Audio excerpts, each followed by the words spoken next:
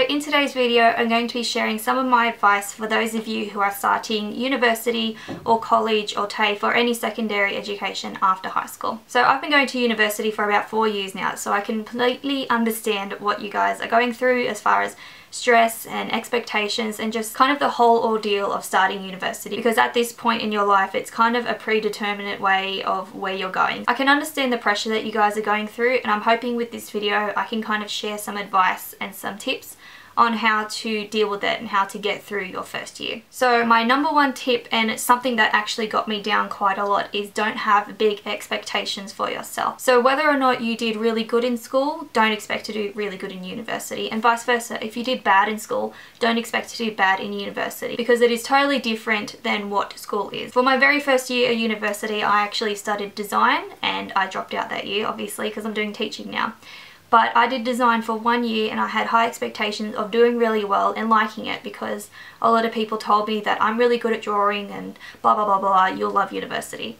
And when I got there, I absolutely hated it, because I had this beautiful picture in my mind of making lots of friends and having awesome teachers and all this, and it totally wasn't that way. So it kind of got me down to have that high of an expectation. So that's my number one tip, is to don't expect anything from it and just walk into it as a new page, because it really is. Like, it doesn't matter how you got there, it's just a matter of what you do with it now. As far as choosing what you are going to study, see if you can find people who are actually working in that field or are actually studying, so that you can kind of get a grasp on what it's really like. So personally for me, when I thought about teaching, I thought that university would be a lot of learning how to present yourself and how to actually teach kids and things like that. But after speaking to a lot of people who have actually finished teaching, they said a lot of what they teach you at university you have to change and adapt to when you get actually out into the schools. So my sincere advice is to find someone who you know is studying in the field or works in the field, and find out what input they have, just so you have a realistic expectation of what you're going to be studying. As for your first days at uni, make sure you actually attend your orientation classes, just because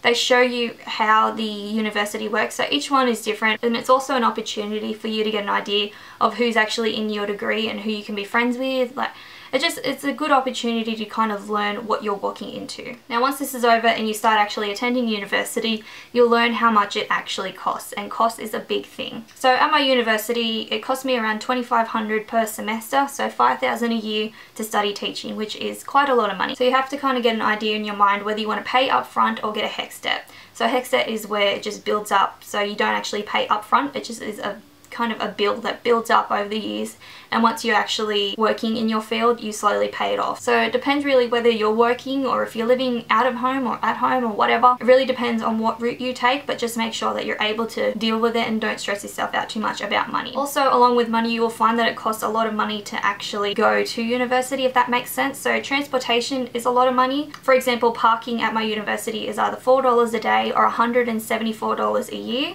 So that's a lot of money up front. Also with textbooks and things like that, you'll find that most textbooks range from $50 to $100. Now a way to kind of share these two costs is to travel and work with other people. So it's a good idea to make friends with people in your degree, and then share the costs of parking tickets and share the costs of textbooks. Because essentially you're going to the same place and you're doing the same thing. Why would you pay two separate bills when you can combine it as one and do the same thing? If that makes sense. Along with the money topic, there is a way to get assistance, and I'm sure this varies state to state, even more so country to country.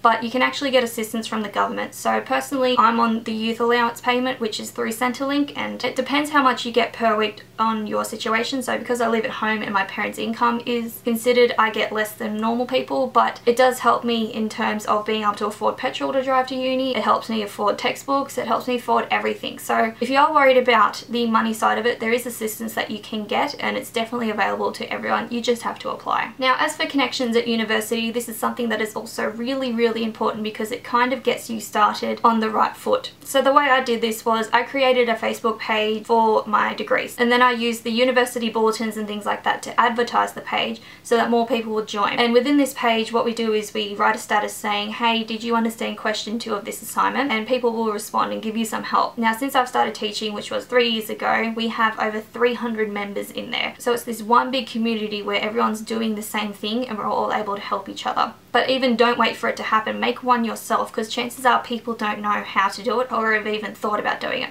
So now that I've said it, maybe it's a good idea for you to make your own, just so that whole community has started. It does take a while to pick up, but eventually everyone will just flood in, and it's just going to be this one big ball of help and community, and just it's an easy way to make friends as well. And my final tip is to do it for yourself. So as I said earlier on in the video, I started doing graphic design for 1 year and then I dropped out and started teaching. But the reason why I did it is because everyone told me that I had great skills in artistry, like I could work on the computer very well and I could draw well. So I figured, you know what, if everyone's saying that about me, then I must be really good. I might as well do it. But honestly, I wasn't really sure in my head whether I should, but I just did because that's what everyone was telling me. So like I said, I did it for a year and I hated it. There was no way I could do that for every day of my life, so I dropped out. And in saying that, don't expect to love the degree that you start out with. I think it's something like 40% of students actually drop out of the degree that they start with, and only 30 go back in to start a new one. So that's nearly half the amount of people who hate their degree starting out.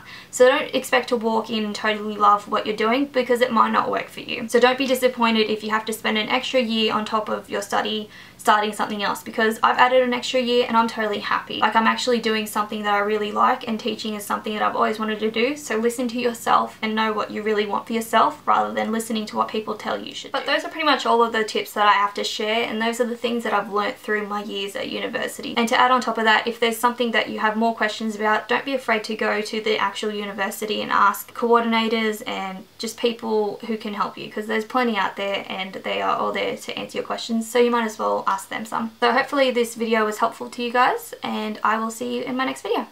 Bye guys.